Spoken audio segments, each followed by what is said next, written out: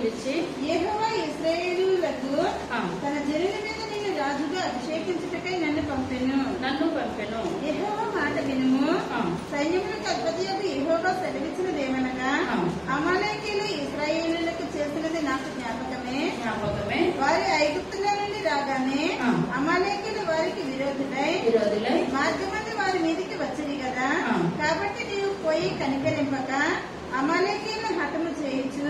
పురుషులనేమి, స్త్రీలనేమి, బాలులనేమి, పసిపిల్లలనేమి, ఎద్దులనేమి, గొర్రెలనేమి, ఒంటెలనేమి, గార్ధబొమ్మలనేమి అన్నిటినీ హతము చేసి వారికి కలిగినదంతా బొత్తిగా పాడు చేసి అమాలేకీయులను నిర్మూలన చేయమని చెప్పాను. చిన్న ప్రార్థన చేస్తాను.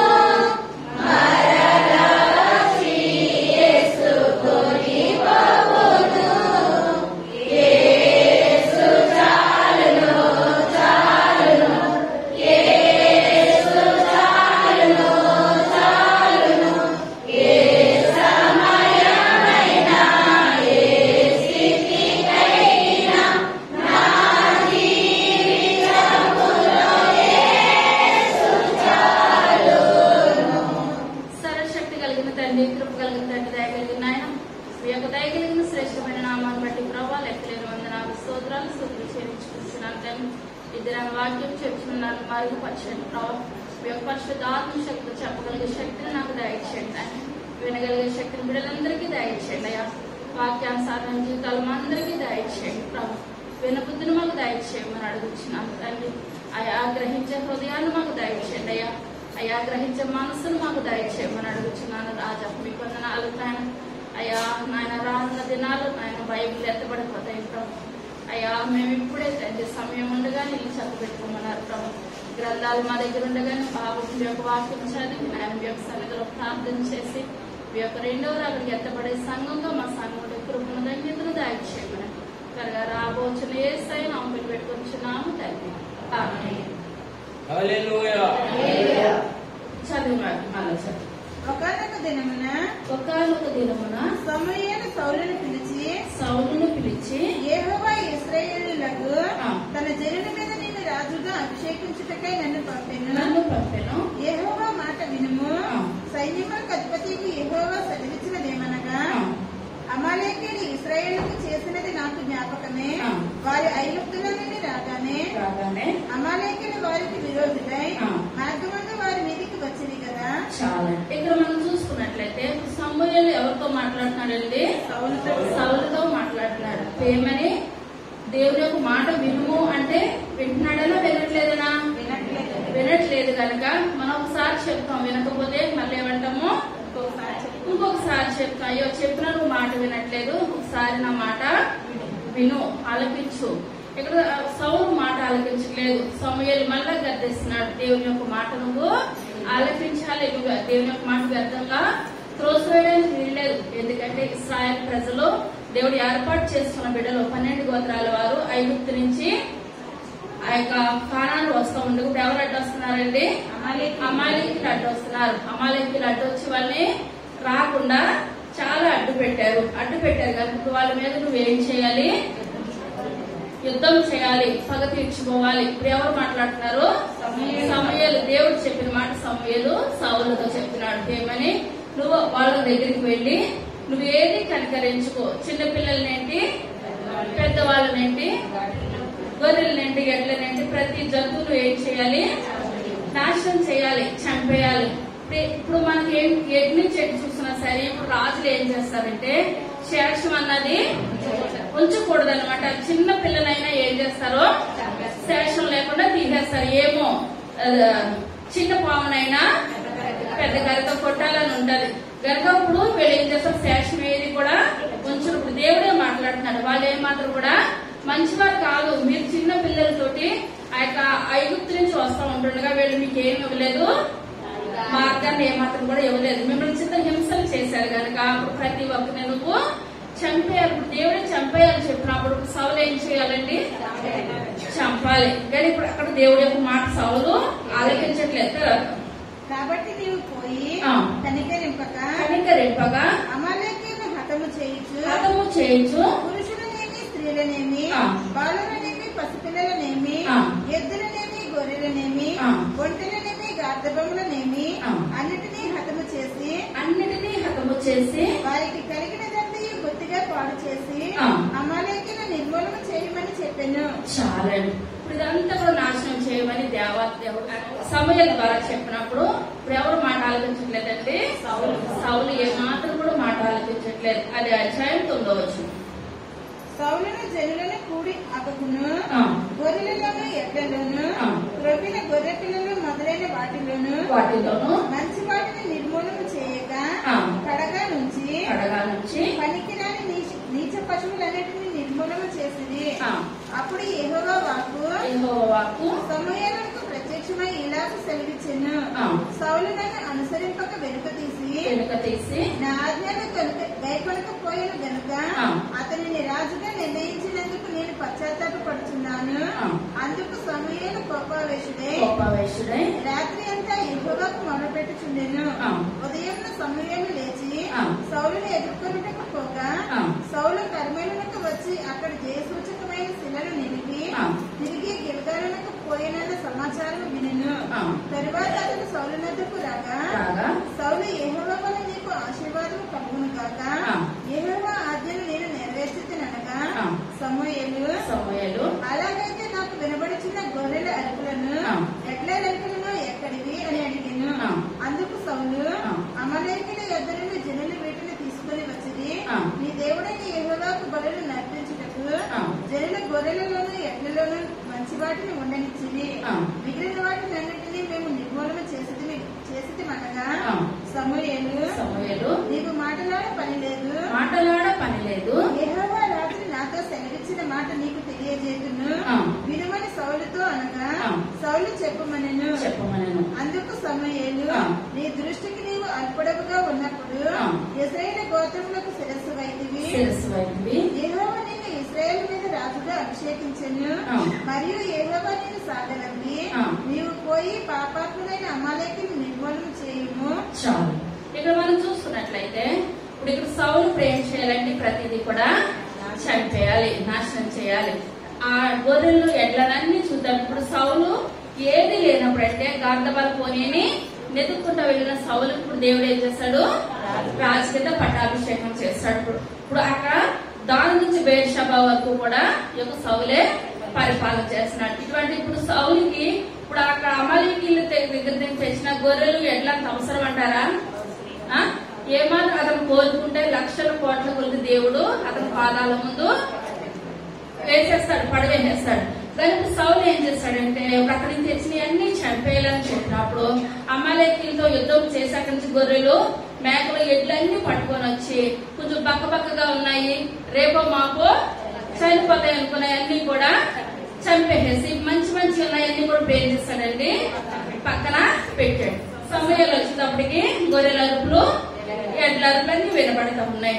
అన్ని వినపడుతున్న సమయంలో అంటున్నాడు, ఇప్పుడు సౌలు ఏమంటున్నాడు, నువ్వు చెప్పావు కదయ్యా, చెప్పినట్టు నేను చేసేసాను. ఇప్పుడు చేసిందే తప్పు చేసి మళ్ళీ ఇప్పుడు ఏం చేస్తున్నాడు, అబద్ధం చెప్తున్నాడు. అన్ని పూర్తిగా చేసేస్తానని చెప్తుంటే సమయాలు అంటున్నాడు, అయితే నువ్వు చేసేస్తానంటే ఇప్పుడు నాకు వినపడుతున్నా ఎడ్ల అరుపులు గొర్రెల అరుపులు ఏంటి అని చెప్పినప్పుడు అక్కడ మాట్లాడడానికి ఇంకా అవకాశం లేదు. అప్పుడు సమూయేలు అంటున్నాడు, నేను రాత్రంతా కూడా దేవుని సన్నిధిలో నేను ఏం చేశాను, ప్రార్థన చేశాను, కన్నీరు కాచి ప్రార్థన చేసినప్పుడు దేవుడు ఏం చేశాడు, నిన్ను రాజ్యంలో నుంచి పక్కకు తీసేస్తున్నాడు. నీ స్థానంలోనూ దేవుడు వేరే వాళ్ళని ఏర్పరుస్తున్నాడు. ఎందువల్ల నీకు ఏది లేనప్పుడు నమ్మకంగా ఉన్నావు, నా దగ్గరికి వచ్చావు, నేను చెప్పినట్లు నువ్వు చేసావు. రాజు అయిన తర్వాత నీకేం కలిగింది, అహంకారం కలిగింది, ఇంకా ఆశ ఎక్కువైపోయింది. దేవుని మాటను వినే స్థితిలో నువ్వు లేవు కనుక నిన్ను రాజ్యంలోంచి నిన్ను పక్కకు పెట్టేస్తున్నాను. అదే అధ్యాయము 22వ వచనం. అందుకు సమూయేలు తాను సెలవిచ్చిన ఆజ్ఞలు ఒకడు గైకొనుట వలన యెహోవా సంతోషించినట్లు ఒకడు దహన బలులను అర్పించుట వలన ఆయన సంతోషించిన ఆలోచించుము బలులు అర్పించుట కంటే ఆజ్ఞను గైకొనుటయు పొట్టేళ్ల ప్రభు అర్పించుట కంటే మాట వినుటయు శ్రేష్టము. చాలా ఏమంటున్నారని ఇప్పుడు మనకి ఏం శ్రేష్టము? మాట వినుట శ్రేష్టం. మనం ఏది చెప్పినా సరే మనం ఏం చేయాలి? మాట వినాలి. లోబడే జీవితాలు మనకు కావాలి. మనం తగ్గించుకున్న జీవితం ఉండి లోబడే జీవితం మనకు ఉన్నట్లయితే మనం అనుకుంటున్నాం ఇప్పుడు మనకి ఏది లేనిగా ఉన్నదని మనం అనుకుంటున్నాం, కానీ దేవుడు కొద్ది రోజులని మనల్ని ఏం చేస్తాడు? ఉన్నతమైన స్థితిలోకి పెడతాడు. ఇప్పుడు మాట వినలేదు కనుక సౌలు ఉన్నతమైన స్థితిలోంచి ఎక్కడికి వచ్చేస్తున్నాడండి? ఎందుకు పనికిరాని స్థితిలోనికి సౌలు వచ్చేస్తున్నాడు. అదే మొదటి సమూయేలు గ్రంథము 31వ అధ్యాయం మొట్టమొదటి వచనం. అంతగా ఫిలిస్తీయులు ఇశ్రాయేలుతో యుద్ధం చేయగా ఇశ్రాయేలు ఫిలిస్తీయుల ఎదుట నుండి పారిపోయి గిల్బోవ పర్వతం వరకు ఫిలిస్తీయులు వారిని హతము చేయుచు సౌలును అతని కుమారులను తరుముచు యోనాతాను అబీనాదాబు మెల్కీషూవ అను సౌలు యొక్క కుమారులను హతము చేసిరి. యుద్ధములో సౌలు ఓడిపోవచ్చుండగా అతడు అంబులు వేయి వారి కంటపడి వారి చేత బహు గాయములు నొందెను. అప్పుడు సౌలు సున్నతి లేని వీరు వచ్చి నన్ను పొడిచి అపహాస్యము చేయకుండా చదువుకోండి. ఇప్పుడు ఫిలిస్తీన్కి ఇప్పుడు ఎవరికి జరుగుతుంది యుద్ధము? సౌలుకి జరుగుతుంది అనమాట. ఇశ్రాయేల్ ఫిలిస్తీన్ యుద్ధం జరుగుతూ ఉండగా యుద్ధంలో ఎవరు చనిపోవడానికి సిద్ధంగా ఉన్నారండి? సౌలు తన కుమారులు చనిపోయారు అనమాట. ఒకసారి ఎందువల్లనంటే రెండోసారి దేవుని దగ్గర నుంచి మనకి ఏమి రాకూడదు? మాట రాకూడదు. ఒక్కసారి మనం వినకపోతే రెండోసారి దేవుడు మనకు అవకాశం ఇస్తాడు. రెండోసారి కూడా మనం లోపడకపోతే మూడోసారికి మనకు అవకాశం ఎంత మాత్రం కూడా లేనే లేదు. ఇక్కడ సౌలుకి మరలా దేవుడు సమూయేలును పంపించి మాట వినాలన్నా సరే సౌలు ఏం చేయలేదండి? మాట ఎంత మాత్రం కూడా వినలేదు. మాట వినలేని స్థితిలో యుద్ధానికి వెళ్ళినప్పుడు ఎవరి చేతిలో ఓడిపోయారు? ఫిలిస్తీన్ చేతిలో, శత్రువుల చేతిలో తన కుమారుడు ఓడిపోయాడు అనమాట. తర్వాతగా 2వ సమూయేలు గ్రంథము 4వ అధ్యాయము 4వ వచనం. యోనాతానుకును కుంటివాడకు కుమారుడు ఉండెను.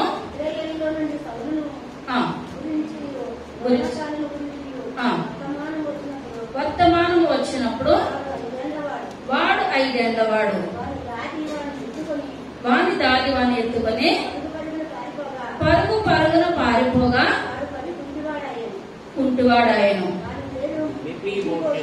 చాలా అంటే దేవుని నామానికి వందనాలు. ఇక్కడ మనం చూసినట్లయితే అక్కడ ముందు యుద్ధంలో ఎవరెవరు చనిపోయారు? సౌలు చనిపోయాడు. సౌలు యొక్క కుమారుడు యోనాతాను కూడా చనిపోయాడు. వీళ్ళు చనిపోయారన్న వార్త ఎక్కడికి వచ్చేసింది? కుటుంబంలోకి వచ్చేసేటప్పటికి వాళ్ళ ఇంట్లో ఈ కుమారుని చూడడానికి ఒక దాది ఉన్నదనమాట. దాది మనం ముందు చెప్పుకున్నాం కదా, రాజులు ఎవరు కూడా శేషాన్ని మిగల్చరు. మొత్తం కుటుంబం. ఇప్పుడు అతల్య గురించి మనం చెప్పుకున్నాం. అతల్య ఏం చేస్తుందండి? మొత్తం పిల్లలందరినీ కూడా మనవల్ని చంపేసింది. ఎందుకంటే ఒకరు బ్రతికినా అక్కడ కూడా దాది యోవాష్ని రక్షించింది అనమాట.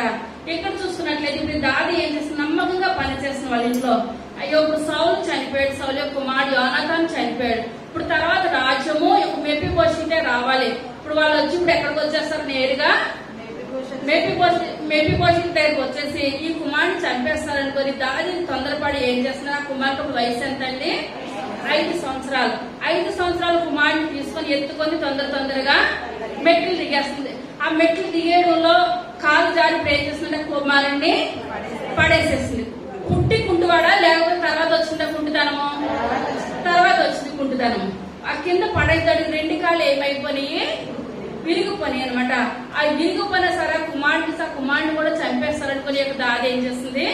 ఆ కుమారుని దాచిపెట్టింది అనమాట. అదే మొదటి సమూయేలు గ్రంథము 18వ అధ్యాయము 1వ వచనం. మరి దావీదు సౌలుతో మాట్లాడుతూ చాలించినప్పుడు యోనాతాను హృదయము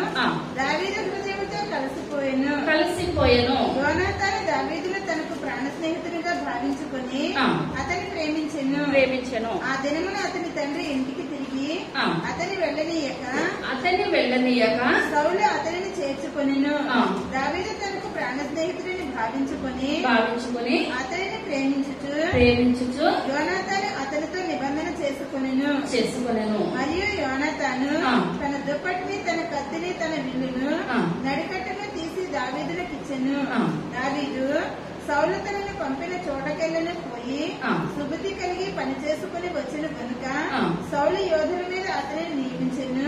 జనులందరి దృష్టికి, సౌలు సేవకుల దృష్టికి దావీదు అనుకూలుడై ఉండెను. చాలా ఆ సౌలు బ్రతుకున్నప్పటి నుంచి కూడా దావీదు ఆ ఇంట్లో ఏం చేస్తున్నాడండి? నమ్మకంగా యథార్థంగా పనిచేస్తున్నాడు.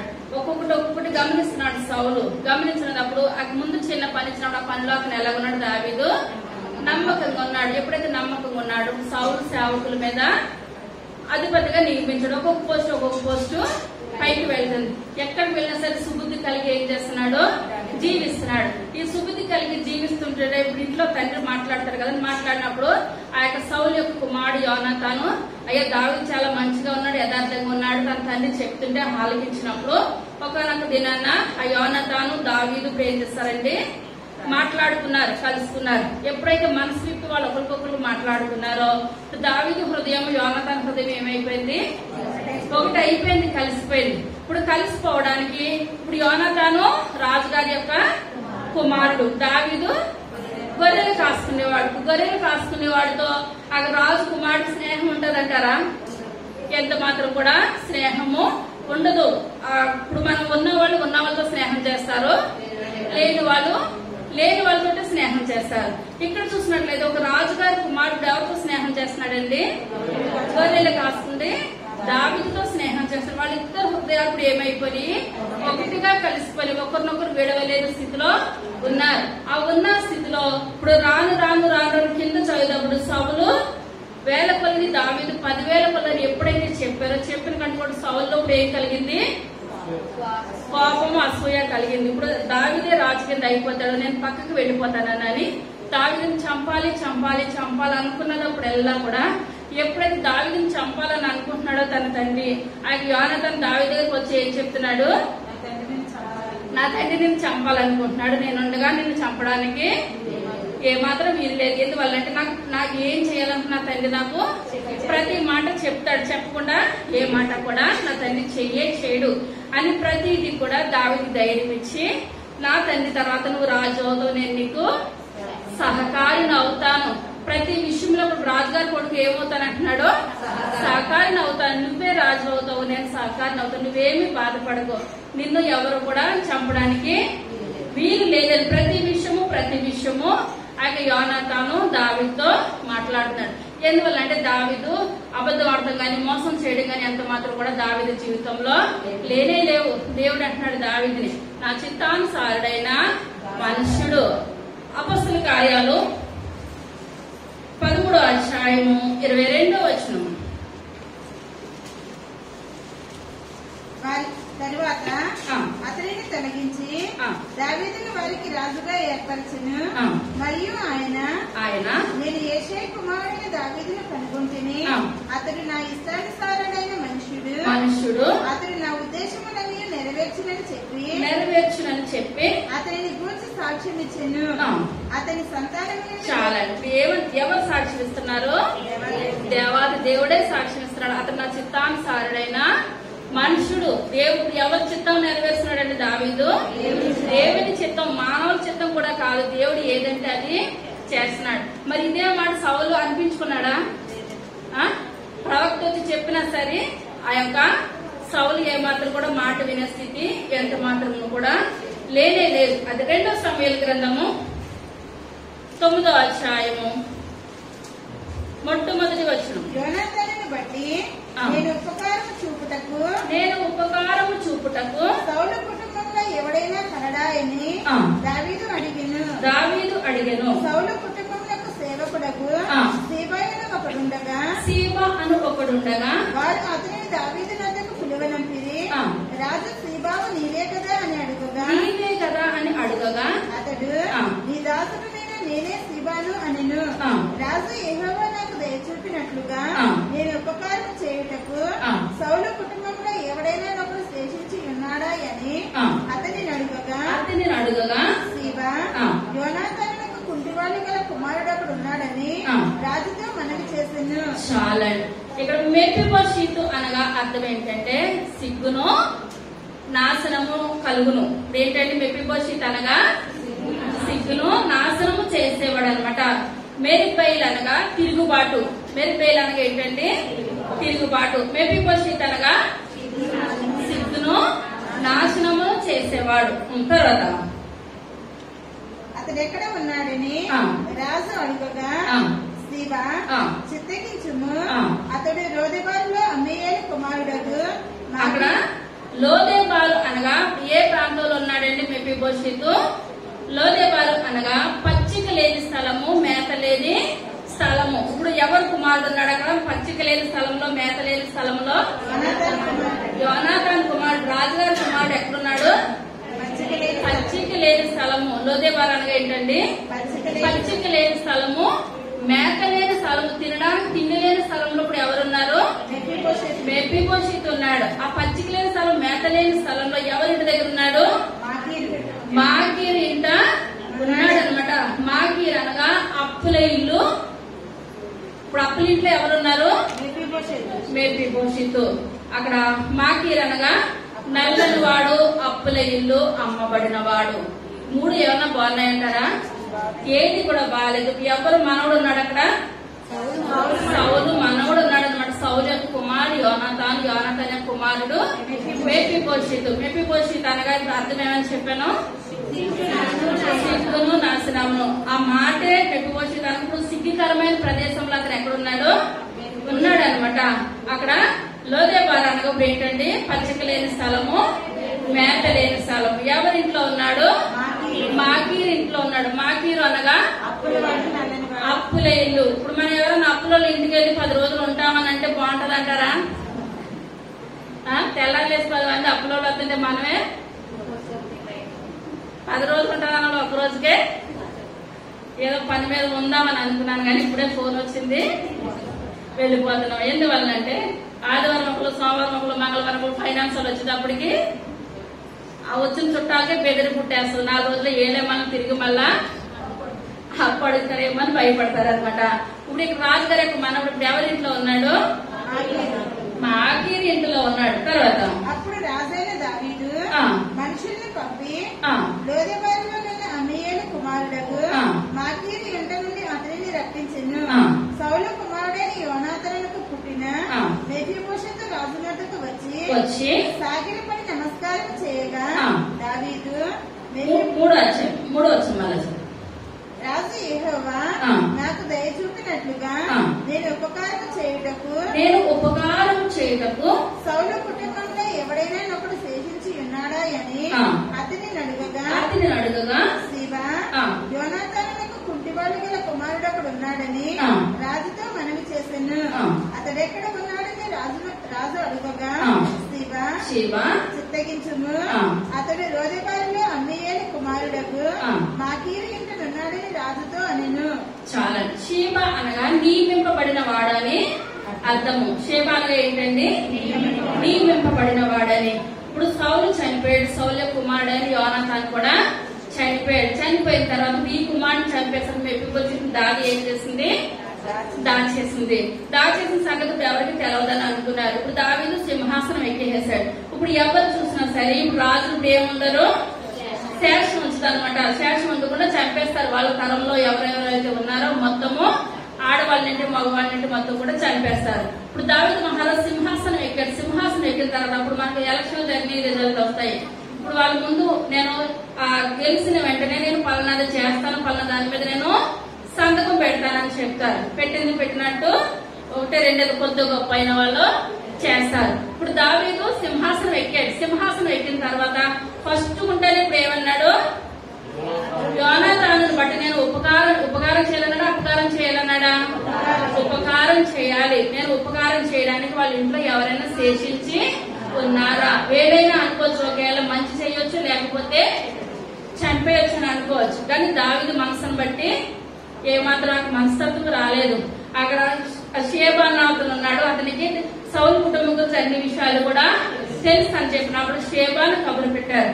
షేబాను కబురు పెట్టినప్పుడు షేబా దావీదు దగ్గరకు వచ్చాడు. దావీదు దగ్గరకు వచ్చినప్పుడు దావీదు అంటే షేబాను చూసి, షేబావు నువ్వే కదా, ఎవరంటున్నారండి? దావీదు అంటున్నాడు. ఇప్పుడు మనకి ముఖ్యమంత్రి మనం దారంటే వెళ్ళిపోతా ఉంటే కారు ఆపి మనం పేరు పెట్టి పిలిచారనుకోండి, మనం మర్చిపోతాం ఆ విషయం. ఇంక మనకి ఎన్ని రోజులు నిద్ర లేకపోయినా ముఖ్యమంత్రి నన్ను పేరు పెట్టి పిలిచాడు, నన్ను పేరు పెట్టి పిలిచాడు. ఇంక ఇదే మాట పిలిచినా మర్చిపోవచ్చు, కానీ మనము మర్చిపోం. 24 గంటలు అదే ఆలోచిస్తూ ఉంటాం. ఇప్పుడు దావీదు సౌలు ఇంట్లో ఉన్నప్పుడు ప్రతి దాంట్లో కూడా నమ్మకంగా యథార్థంగా పనిచేసినప్పుడు ఈ సేవ కూడా పనిచేస్తాడు. అంటే అప్పుడు వాళ్ళ పేర్లు పెట్టి పిలుచుకునే స్థితి ఉంటది. పేర్లు పెట్టుకునే స్థితి ఉన్నదప్పుడు ఇప్పుడు దావీదు అనుకోకుండా సింహాసనము ఎక్కేశాడు. సేవ ఎక్కడున్న పదవి అక్కడే ఉన్నాడు. అక్కడే ఉన్న స్థితిలో ఇప్పుడు దావీదు ఏమనాలంటే అసలు సేవ ఎవరో అర్థం కాలేని స్థితిలో ఉండాలి. అర్థమైనా సరే నిన్ను ఎక్కడో చూసినట్లు ఉన్నది అనాలి, కానీ ఏమనట్లేదు. ఎందువల్లంటే అందుకనే దేవుడు అంటున్నాడు దావీదుని, నా ఇల్లు అంతట్లో నమ్మకమైన వాడు, నమ్మకమైన సత్యసాక్షి అన్నమాట.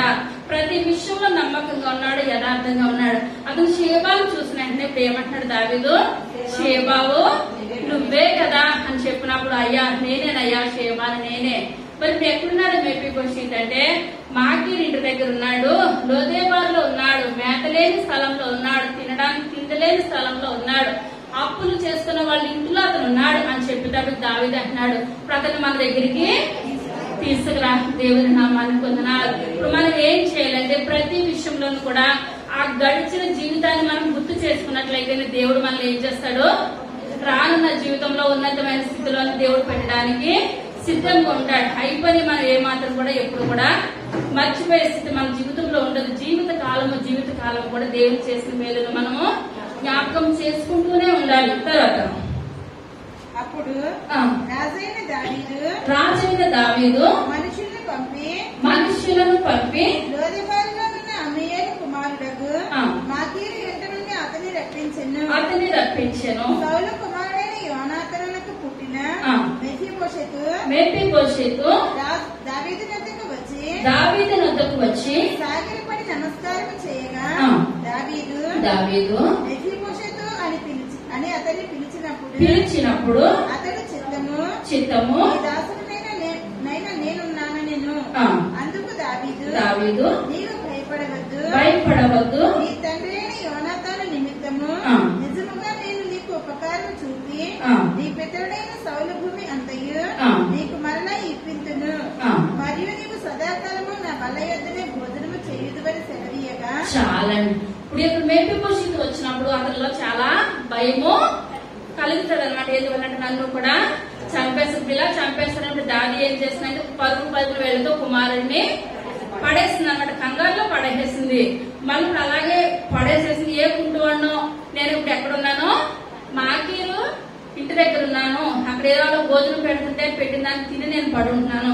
పడుంటప్పుడు మళ్ళీ ఇప్పుడు దావీదు ఏం చేస్తాడు, నన్ను పిలిచి ఇప్పుడు ఈ కుంటు బ్రతుకు కూడా బ్రతకుండా చంపేయడానికి ఇప్పుడు అతను నన్ను పిలిచాడు అనుకుని వణుకుతా వస్తుంటుండగా దావీదు అంటున్నాడు మెఫీబోషెతు దేవుని నామాన్ని పొందనాలు. ప్రేమ కలిగిన దేవుడు, దేవునికి పోలిక అనమాట దావీదు మహారాజు. మనం కూడా ఎవరికి పోలి నడుచుకోవాలి, దేవుని పోలి మనం నడుచుకోవాలి. నువ్వే మాత్రము నేను చంపుతాను అనుకుంటున్నావేమో, నువ్వే మాత్రం కూడా భయపడవద్దు, నువ్వు సురక్షితంగా ఉండొచ్చు.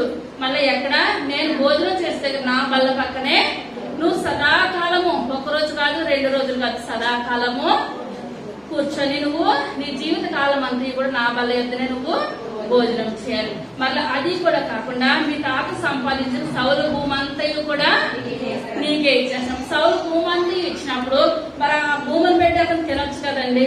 కానీ ఎందువల్లంటే సౌలు యొక్క కుమారుడు యోనాతాను, అతను యోనాతాను రాజు, యోనాతాను కుమారుడు మెఫీబోషెతు, ఇతను కూడా రాజు స్థానంలోనే కూర్చోవాలి. కానీ ఎందువల్లంటే ఆ తండ్రి దేవుడి మాట వినకపోవడం వలన దేవుడికి సౌలును పక్కన పెట్టేసి దేవుడు ఆ స్థానాన్ని దావీదుకి దయచేశాడు. నువ్వు అలా కింద కూర్చొని ఏమాత్రం కూడా భోజనం చేయొద్దు. నేను ఏ స్థితిలో నేను కూర్చొని భోజనం చేస్తున్నానో నువ్వు కూడా అదే స్థితిలో నా బల్ల యొద్దనే నువ్వు భోజనం చేయాలి. ఎంత గొప్ప ప్రేమ కలిగిన దేవుడు అండి. అయితే దేవుడు అనుకుంటే మన నిమిషంలోనే గొప్ప వారినిగా చేయగలిగిన శక్తి కలిగిన దేవుడు మన దేవుడు. తర్వాత అతడు నమస్కరించి చచ్చిన కుక్క వంటి వాడనైన నా ఎడల నీవు దయచూపుటకు నీ దాసుడకు నేను ఎంతటి వాడను అనెను. అప్పుడు రాజు సౌలు సేవకుడైన సీబాను పిలువనప్పి సౌలునకును అతని కుటుంబమునకును కలిగిన సొత్తంతటిని నీ యజమాని కుమారునికి నేను నేర్పించి ఉన్నాను.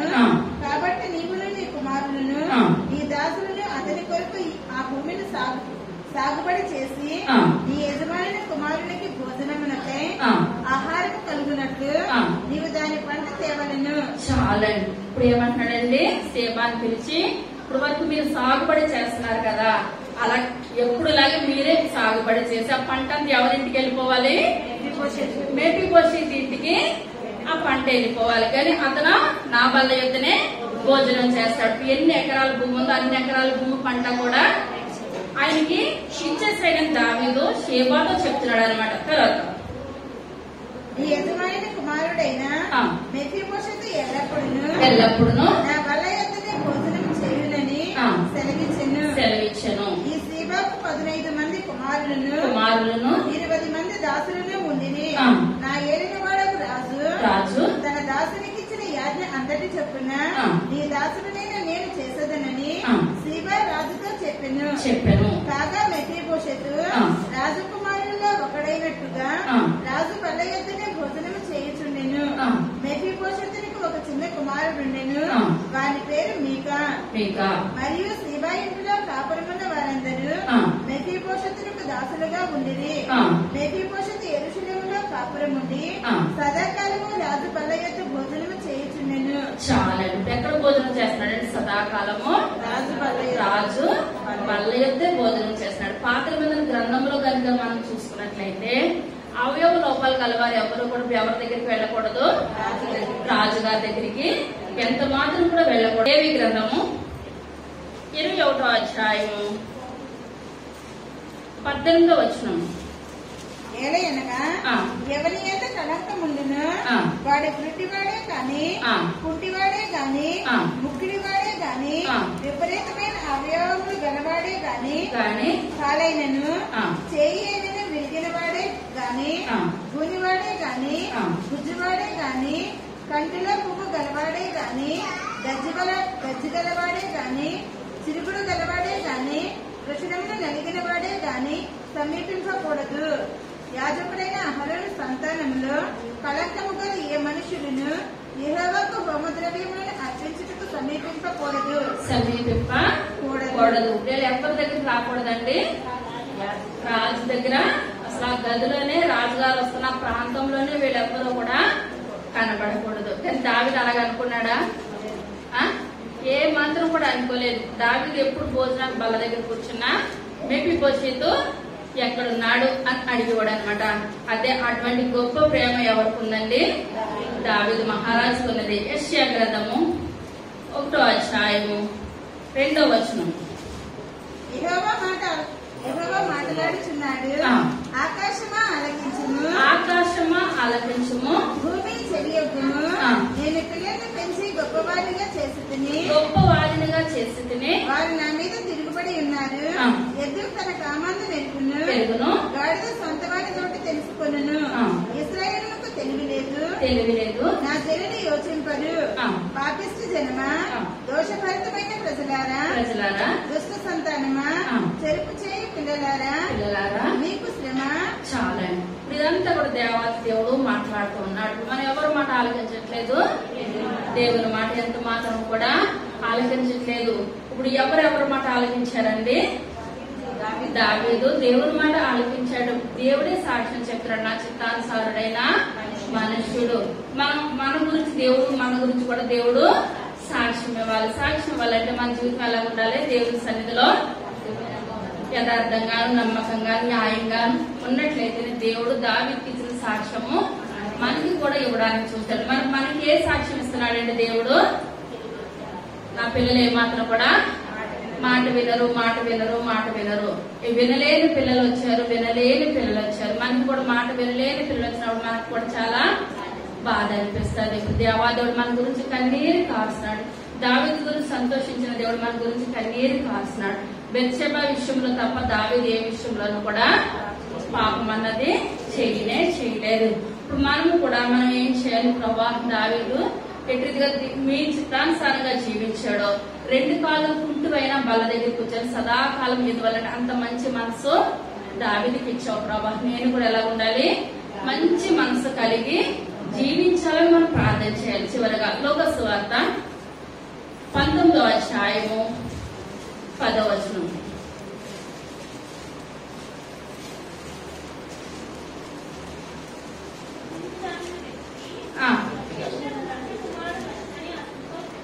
చాలండి. దేవుని నామానికి వందనాలు. దేవుడు ఎందుకు వచ్చాడు ఈ లోకంలోనికి?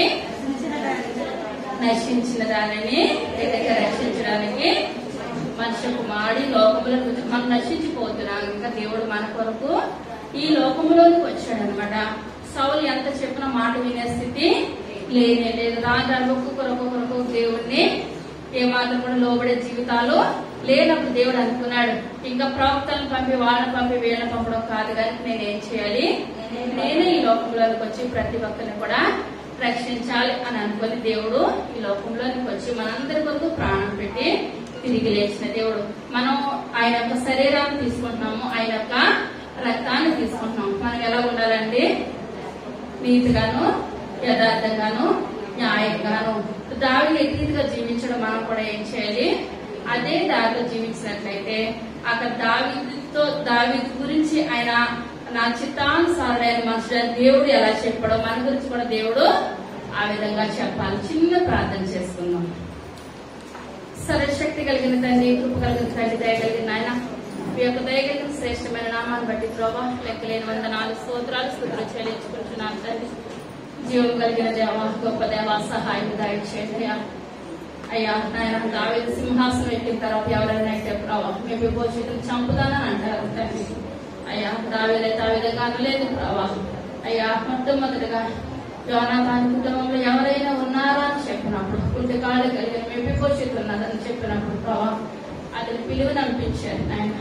మీ బల్ల ఎత్తున సదాకాలం భోజనం చేయడం తగిన కృపను దయచేశారయ్యా.